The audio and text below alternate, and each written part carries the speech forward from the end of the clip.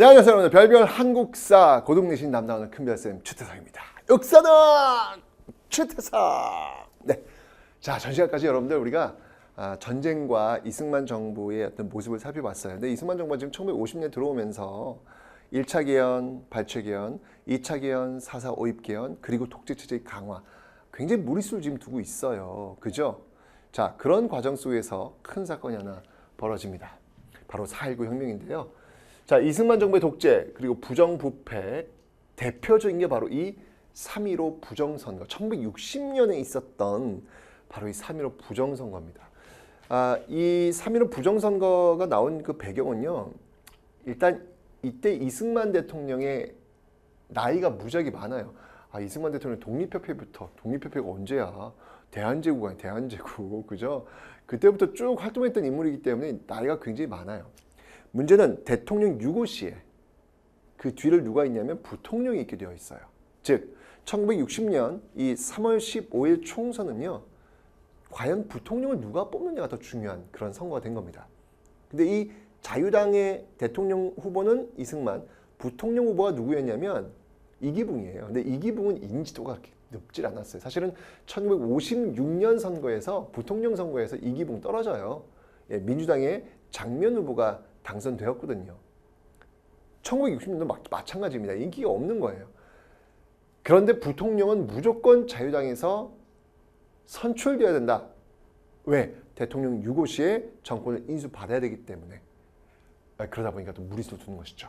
그게 바로 3.15 부정선거. 3.15 부정선거의 핵심은 무슨 일이 있더라도 이기붕을 당선시킨다.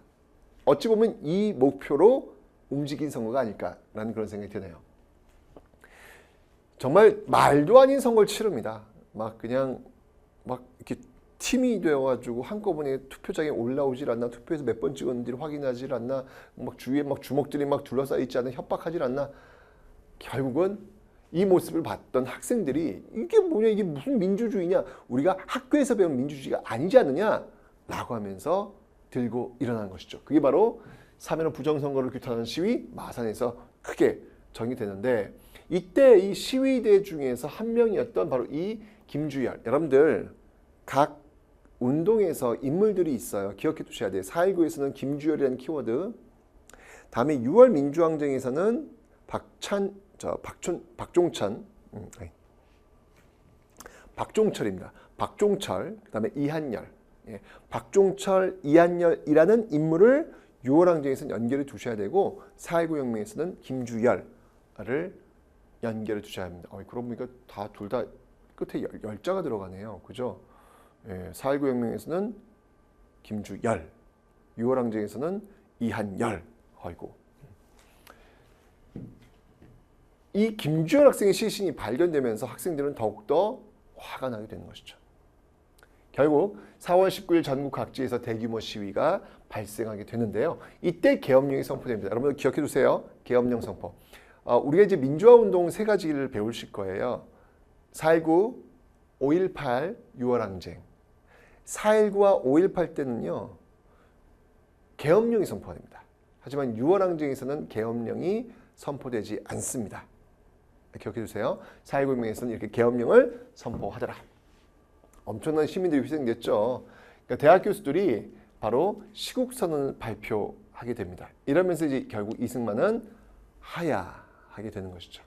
자유당 정권이 붕괴된 겁니다. 그리고 이기붕은 총으로 딱 죽게 됩니다. 자살을 하는 것이죠. 참, 이 권력이라고 하는 게 이게 욕심을 부리면 취해지거든요. 그걸 왜 모를까? 그 자리에 가면 몰라지나? 그럴 수도 있을 것 같긴 해요. 그렇다고들 많이들 하더라고요. 말은 이렇게 하는데 그 자리에 가면 또 그게 되지 않는다. 이런 이야기들도 많이 있는데 글쎄요. 자, 그래서 결국 이제 이승만 정부 무너졌잖아요. 그래서 허정이라는 사람, 이제 외교를 담당하고 있었거든요. 이 허정을 수반으로 하는 과도 내각이 구성이 됩니다. 이 허정 내각이 해야 될 일은 뭐냐면 헌법 다시 만드는 거예요. 왜냐하면 이렇게 대통령제는 문제가 있다. 이승만에게 권력이 몰리면서 이렇게 많은 문제점이 발생했기 때문에 대통령제는 안 된다. 헌법을 바꾸자. 라고 해서 그 개헌을 하기 위해서 이런 과도 내각이 움직이게 되는 거예요. 자, 어쨌건 학생과 시민 등 다양한 계층이 참여해 독재정권을 물리친 바로 민주주의 혁명이 바로 4.19 혁명이다라는 거 의의는 일단 읽어두시면 되고요. 아까 제가 그 허정 과도 내각에 의해서 개헌이 이루어졌다. 이 개헌은 몇 차 개헌일까요? 바로 3차 개헌입니다. 이 3차 개헌은 우리나라 역사상 최초로 의원 내각제, 내각 책임제를 시행했던 최초이자 마지막 헌법이 바로 3차 개헌입니다. 자, 4.19 혁명 후 바로 내각 책임제와 양원제, 양원제라고 하는 것은 민의원, 참의원. 그러니까 미국에 보면 여러분들 상원과 하원 있잖아요. 민의원이 하원이고 참의원이 상원과 같은 역할을 하는 건데 지금 우리나라는 단원제죠. 상하원 그런 거 없죠. 그전에 국회 하나잖아요. 단원제인데 이때는 상하원, 즉 민의원과 참의원과 같은 양원제를 지금 국회를 운영하고 있더라라는 거 받으시면 되겠습니다. 그래서 헌법을 바꾼 거예요.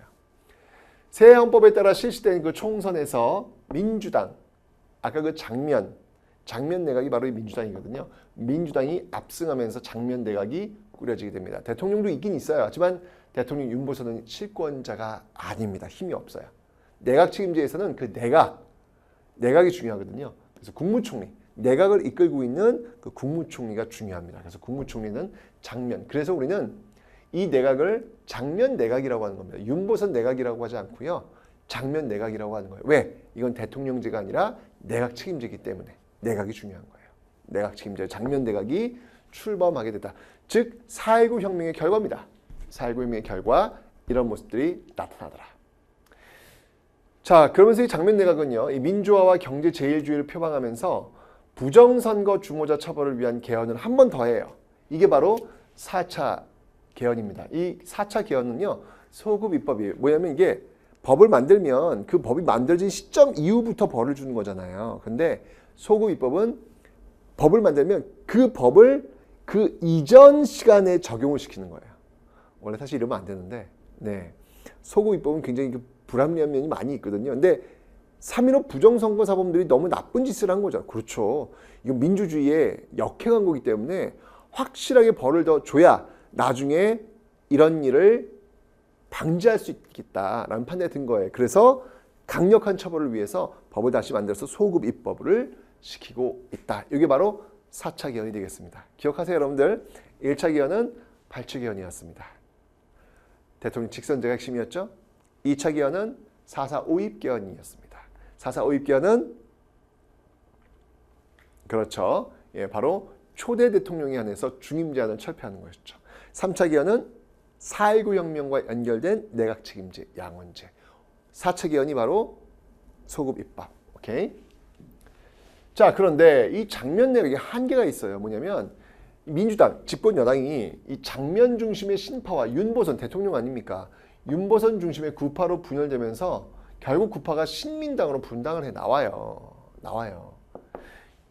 그리고 이 국민의 다양한 민주화 요구와 통일 욕망을 수용하지 못하면서 또 부정선거 책임자와 부정축제자 처벌에도 또 소극적이고 결국은 이거는 위기다. 지금 북한이 언제 또 쳐들지 모르는데 지금 이 내부에서 이게 뭐 하는 거냐 라고 하면서 결국 5.16 군사정변이 벌어지게 되는 겁니다. 정치군인들이 정치 일선에 나오게 된 것이죠. 민간 차원의 평화통일운동과 장면 내각의 군비 축소 계획에 대한 일부 군인들의 불만이 배경이 되면서 결국 박정희 중심의 일부 군인들이 정변을 일으켜서 정권을 장악합니다. 1960년도에 4.19가 벌어졌는데요.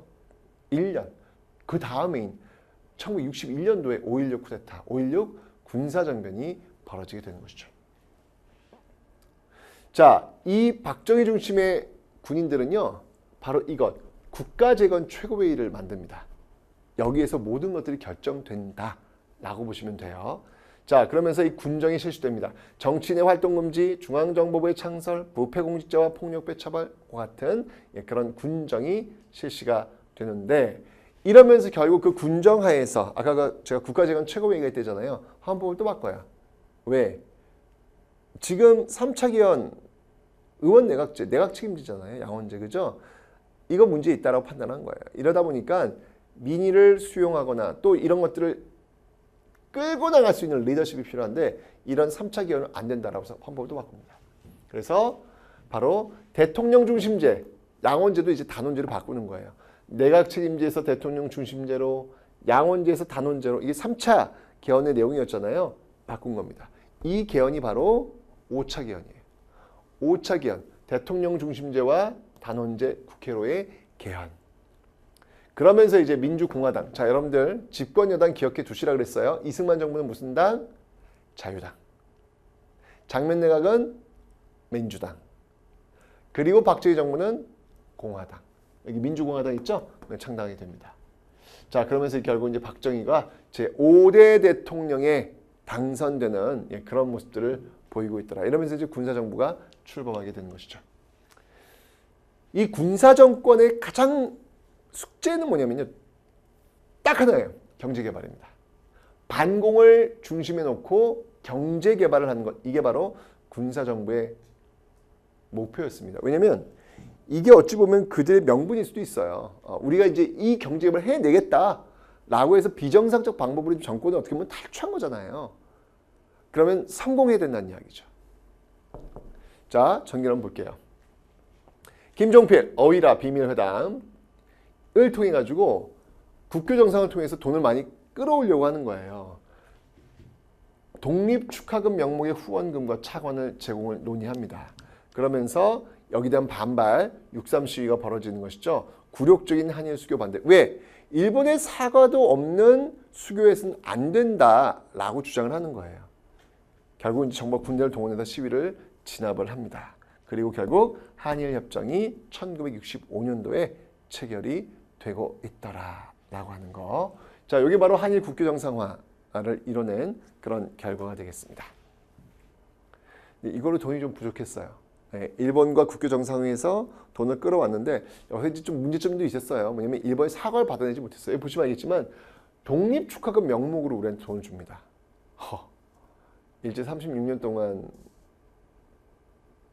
그렇게 행했던 악행에 대한 사과와 반성도 없이 너희들 독립 축하해.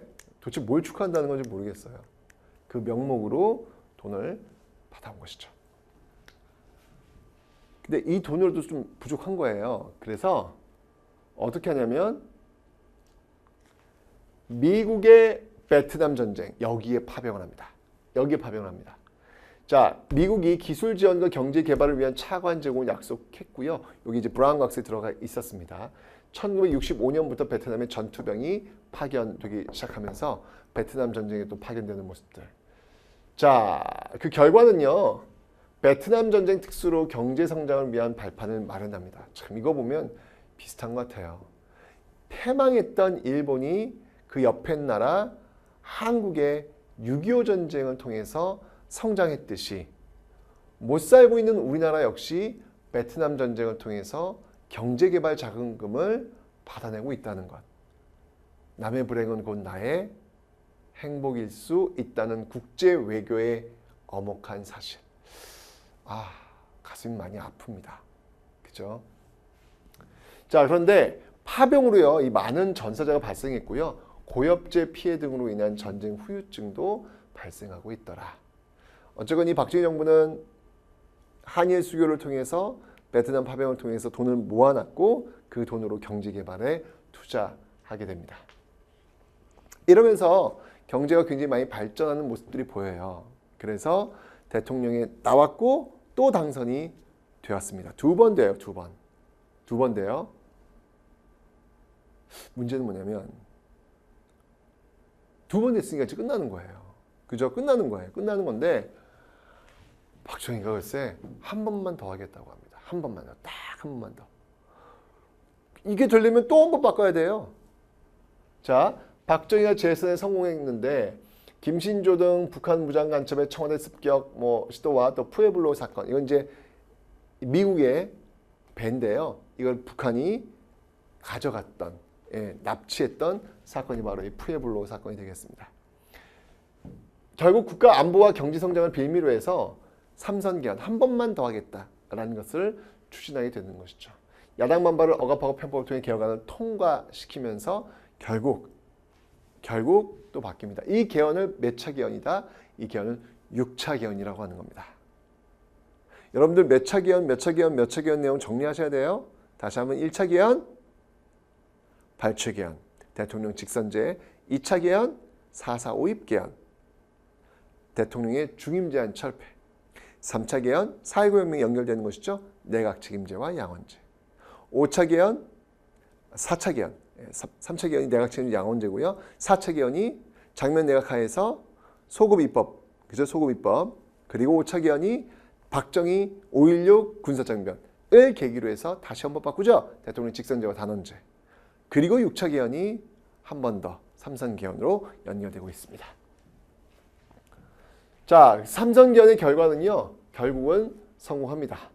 자, 경제 성장과 반공을 내세우면서 독재 체제를 강화시키는데요. 이 과정에서 나온 게 있었어요. 그게 뭐였냐면 바로 유신이에요. 1970년대 들어서면서요. 이제 박정희 정부는 더 이상 선거를 하지 않으려고 합니다. 그냥 쭉 죽을 때까지 가려는 모습들. 자, 그게 바로 국회 야당의 의석수가 크게 증가하고 경제 불안, 냉전 완화, 닉슨 독트린. 아까 여러분들 앞에서 트루먼 독트린 기억나세요? 트루먼 독트린은 냉전의 시작을 알리는 선언이었다면 바로 이 닉슨 독트린은요. 냉전의 완화를 알리는 것이었다라는 거 받으시면 되겠습니다. 결국은 이 닉슨 독트린으로 인한 반공 이념이 약화되면서요. 7.4 남북 공동성명이 나와요. 뭔가 세계적으로 지금 이 냉전 체제가 완화되고 있는 시점 속에서 우리도 뭔가 대응이 필요했던 거예요. 그 대응의 과정이 바로 7.4 남북 공동성명이더라 라는 겁니다. 자, 유신 체제의 내용을 보면요. 비상계엄령 선포하고요. 국회 예산, 정당 및 정치활동 금지하면서 유신헌법을 강제로 밀어붙이게 되는 것. 이게 바로 유신입니다. 1970년대를 우리는 그래서 겨울공화국이라고 부르기도 합니다. 이런 것들을 반대하면 긴급조치권 이런 게 있어가지고요. 막 폭압적으로 누르거든요. 자, 유신헌법 내용 보죠. 자, 1970년대를 움직였던 그런 헌법입니다. 자, 통일주체 국민회의에서 대통령 간접선거가 이루어집니다. 자, 여러분들 기억해 두세요. 통일주체 국민회의에서 대통령을 간접으로 선거해요. 근데 이 통일주체 국민회의라고 하는 거는요. 기본적으로 정부의 거수기 역할을 하는 사람들이 대거 많습니다. 게다가 대통령 중임 제한도 철폐되죠. 대통령 중임 제한 철폐 어디서 나왔습니까, 여러분들? 네, 바로 2차 개헌, 4.4 오입 개헌에 나왔죠. 똑같은 내용이 또 나온 거예요. 대통령에게 긴급조치권과 국회 해산권이 부여가 됩니다. 엄청난 무소불위의 권력을 갖게 되는 것이죠. 특히 이 긴급조치권 기억해 두세요, 여러분들. 이 긴급조치권은요, 한번 딱 발동되면 헌법을 정지시켜요. 이게 상식이 안 돼요, 여러분들. 왜냐하면 헌법은 가장 최상위 법이기 때문에 헌법은 높은 법이 존재할 수가 없어요. 그런데 긴급조치권은 그렇지 않아요. 정지시키고 마음대로 할 수 있는 그런 내용이 바로 긴급조치권입니다. 그리고 삼권분립, 입법, 사법, 행정. 대통령이 국회의원 3분의 1을 또 임명할 수가 있어요. 추천을 통해서 통일주체 국민회의에서 통과시키는 거거든요. 말이 안 되죠. 법관 인사권도 행사하고요. 예? 결국 이런 토대를 기반으로 해서 박정희의 영구 집권이 가능토록 만들어놨고요. 결국 이것이 독재 체제를 강화시키게 됩니다. 이게 유신헌법이에요. 70년대를 좌지우지했던 헌법. 반대운동이 있죠. 네, 이 반대운동 당연히 있겠죠. 뭐 3.1민주 구국선언도 있고요. 민청학령 사건과 인혁단 사건도 뭐 있는데 이거 뭐 다 조작해가지고 또 이 친구들 또 죽이는 그런 모습도 있습니다. 자, 이렇게 해서 70년대가 흘러가고 있었는데 70년 후반이 되니까 이런 시스템을 여러분 영원히 갈 수가 없어요. 누군가를 억누르고 압박하는 그런 시스템은요 오래 갈 수가 없더라. 결국 유신체제는 붕괴됐는데요. YH 무역사건이 그 계기였습니다. 가발 공장이 있는데 문을 닫아버리는 거예요. 그러자 거기는 여성 노동자들이 야당 당사에 와서 시위. 박정희 정부가 진압하라고 들어오죠. 들어와서 결국은 그 과정에서 한 사람이 떨어져 죽게 되는 그런 모습들. 나중에 김영삼이 이에 대한 저항합니다. 항의합니다. 어떻게 야당 당사에 이렇게 마음대로 들어올 수 있느냐. 결국 이 야당 당수였던 이 김영삼 총재를 또 제명시키는 그런 모습들도 있죠. 자, 그런데 이렇게 되니까 전국 각지에서 이거 독재다 하면서 들고 일하는데 그 대표인 사건이 바로 부산 마산 부마항쟁이라는 거예요. 이 부마항쟁의 어떤 그 진압 과정 속에서 참모들의 의견이 맞지 않고 결국은 그 참모들에 의해서 11.6 사태. 김신조란다. 김재규죠. 김재규의 총에 맞고 결국은 박정희 정부는 무너지게 되는 것입니다. 정말 무려 한 18년 동안 집권했던 것 같아요. 굉장히 오래 집권했죠. 네. 그런데 이제 문제는 뭐냐면 이 박정희 정부가 무너졌어요. 예, 그러면 이제 뭔가 어떤 새로운 어떤 그 민주주의가 올 것 같은 그런 희망이 있을 거 아니에요. 우리는 그걸 뭐라고 하냐면 민주주의의 봄이라 그래요. 민주주의의 봄. 그런데 이게 또 웬일입니까? 이게 전두환 중심의 또 이 신군부, 또 정치군인들이 또 등장을 하는 거예요. 또 쿠데타를 일으키는 거예요. 이게 바로 12.12 사태. 그래서 권력을 찬탈합니다. 자, 이러자 서울과 전국에서 유신철폐를 외치는 시위가 전개되는데 이게 바로 서울의 봄을 주장하는 건데 신군부가 비상계엄을 전국적으로 확대하는데 이 광주와의 이 민주화 시위 과정, 이 민주화 시위가 아주 과잉으로 진압됩니다. 정말 눈 뜨고는 볼 수 없을 정도로 정말 처참하게 진압됩니다. 여러분 택시운전사, 제가 볼 때 이 택시운전사는 영화는요. 과연 저 시대를 더 리얼하게 담아야 되지 않았을까? 오히려 현실이 더 리얼해요. 현실이 더 가슴 아프고요. 영화는 정말 조금만 보여줬을 뿐입니다. 그게 바로 5.18 민주화운동이었죠. 결국 계엄군이 시민들을 향해서 아니 총이라고 하는 것은 국민들을 지키라고 준 건데 그 총뿌리를 국민한테 겨누게 됩니다. 결국은 시민군이 저항을 해야 될 거 아니에요. 여러분들 3.1운동도 비폭력이었다가 엄청난 저항이 들어오니까 폭력으로 바뀌었잖아요. 5.18 민주화운동도 똑같습니다. 엄청난 폭력적으로 밀고 들어오니까 결국 시민들도 무장하게 되는 그런 모습들을 보이고 있죠. 그래서 우리가 시민군이라고 합니다. 하지만 이 계엄군이 무력으로 진압을 하게 되더라. 이게 바로 5.18 민주화운동의 과정이었습니다. 의의를 볼게요. 1980년대 이후 전개된 우리나라 민주화운동의 토대가 되었고요. 아시아 국가들의 민주화운동에 영향을 주었고요. 5.18 민주화운동 기록물이 지금 유네스코 세계 기록 유산으로도 등재되어 있습니다. 워낙 많은 자료들이 있어요. 자, 이 5.18 민주화운동을 진압하고 들어선 정부가 바로 전두환 정부입니다. 신군부가 국회를 해산하고요. 국가보위비상대책위원회를 구성합니다. 국가보위비상대책, 줄여서 우리는 국보위라고 합니다. 국보위.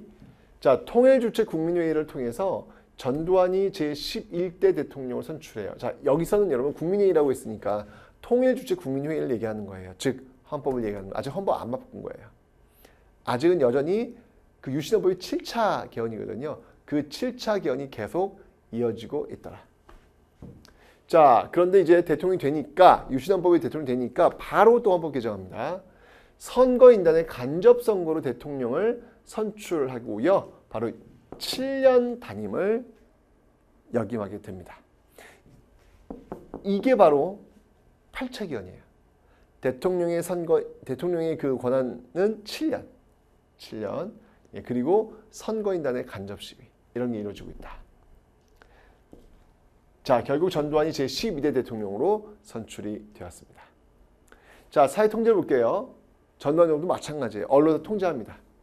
신문, 병방송 등 언론사정 검열하고요. 정치활동을 통제하고요. 그리고 삼천교육대로 말 안 듣는 보내서 전 비인간적인 교육을 시킵니다. 연병장이 딱 있으면 저쪽에 개 밥그릇 있으면 저 개 밥그릇 가지고 갔다 와. 입에 대고 와. 이런 치욕적인 어떤 그런 훈련을 시키기도 했다 그러죠. 자, 정책, 강압정책, 민주화운동, 노동운동 탄압, 유화정책, 야간 통행금지 해제, 두발과 교복 자유라 해외여행 자유와 프라이빗 창당. 이거 왜 그랬냐면 전두환 정부 때 88 올림픽을 따와요. 준비를 해야 될 거 아니야. 그래서 이런 것들을 미리미리 짓는 모습들이 있더라라는 거. 자, 이번 6월 민주항쟁입니다. 그 전두환 정부의 강압 통치와 국민의 개헌의 요구 전개를 보면요. 부천 경찰서 성고문 사건 참 진짜 나쁜 짓들 많이 했어요. 그리고 박종철 고문 치사 사건. 그리고 대통령 직선제 개헌 요구 시위 전개. 전두환 정부는 그걸 거부합니다. 이거 중요해요, 여러분들. 4.13 호원 조치. 4.13 호원 조치라는 말이 나오면 이거 무조건 전두환 정부와 연결하시면 되겠습니다. 시위 도중에요. 결국 이한열, 아까 제가 말씀드렸죠. 사회革명 누구다? 김주열. 6월 민주항쟁은 이한열이다. 결국 사망을 하면서 들불같이 민주화운동은 퍼집니다. 민주화와 개혁을 요구하는 대규모 시위가 전국적으로 확산되었다. 이게 바로 6월 민주항쟁이더라 라는 겁니다. 자, 그럼 누가 당선되었느냐? 참 또 아이러니하죠. 예, 바로 그 전투함에 타고 있었던 노태우 대표가 결국 6.29 민주화 선언을 발표하면서 마무리 지으려고 합니다. 대통령 직선제 개헌 수용하겠다 그러는 거예요. 5년 단위면 대통령 직선제 개헌했고요. 이게 바로 9차 개헌이에요. 여당 후보인 노태우가 대통령이 당선되었다. 이게 뭐냐면 노태우는 딱 각이 나온 거예요. 아, 지금 전라도 쪽은 김대중, 그다음에 경상도 쪽은 김영삼 서로 싸울 테니까 어차피 합치면 표가 많이 나오겠지만 분간되면 비슷하게 나올 거야. 그럼 내가 더 밥상 하나 더 이렇게 저 숙자 하나 얻으면 되는 거잖아. 얹으면 되는 거잖아요. 결국은 여당 후보인 노태우가 대통령에 당선되는 모습들을 보이고 있습니다. 자, 이 노태우 정부는요. 대통령 그랬어도 국회의원은 야당이 훨씬 많거든요. 여소야대 정부 형성했고요. 서울 올림픽 대회 성공적 개최를 했고요. 예, 따온 거는 전두환 정부인데 시행한 거는 바로 이 노태우 정부입니다. 북방외교를 전개하면서 남북한 유엔 동시가입. 하여튼 굉장히 통일지향적이고 굉장히 그 외교를 통해서 뭔가 해결하는 어떤 그런 분명히 좋은 성격은 분명히 있었어요. 그래서 남북한 유엔 동시가입. 자, 그런데 그 뒤를 잇는 이 김영삼 정부에서 큰 사고가 하나 터지게 됩니다. 바로 역사 바로 세우기. 전두환 노태우를 구속시켰습니다. 좋았어요. 예, 그리고 금융실명제. 여러분들 통장 만들 때 여러분 이름이 필요하잖아요. 금융실명제. 지방자치제의 전면 실시. 그 앞에 있었던 그 정부에서는요. 부분 실시했거든요. 경제개발협력기구. 바로 OECD에 가입하는 모습들. 그리고 외환위기로 국제통화기금의 구제금융 지원을 요청받게 됩니다. 이게 바로 이제 김영삼은 좀 마음이 아프죠. 왜냐면 그 구제금융의 어떤 여파가 우리 어떤 그 회사를 고용하는 그 방법을 싹 바꿔놨기 때문에. 헌정사상 최초로 선거를 통한 여야 정권 교체가 이루어졌고요. 예, 외환위기를 극복했으면 대북 화해 협력 정책, 햇볕 정책을 추진한 것. 바로 이게 김대중 정부예요. 예, 앞에 봤던 이 김영삼 정부는 좀 차별되는 모습들이 많이 있죠. 그래서 남북관계가 굉장히 많이 개선되었더라라는 거 받으시면 되겠습니다.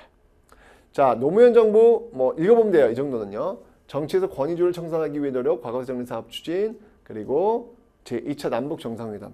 1차 남북 정상회담은 바로 그 앞에 있었던 대통령, 그죠? 김대중 대통령과 김정일이 만나면서 이루어졌습니다. 이명박 정부는요, 뭐 4대강 사업이니 G20 정상회의 개최했는데요. 이에 대한 평가는 좀 나중에 하게 될 겁니다. 됐죠? 와우, 이렇게 길게 여러분들 바로 우리나라 그 민주주의 역사의 한번 흐름을 쭉 따라왔는데요. 걱정하지 마시고요. 개헌. 1차부터 9차까지의 그 개헌이 어떻게 이루어지는지만 딱 정리해 두시면 다른 거는 살살 붙이면 됩니다. 됐죠, 여러분들? 자, 다음 시간에는 바로 우리의 경제 이야기 시작해 보도록 하겠습니다.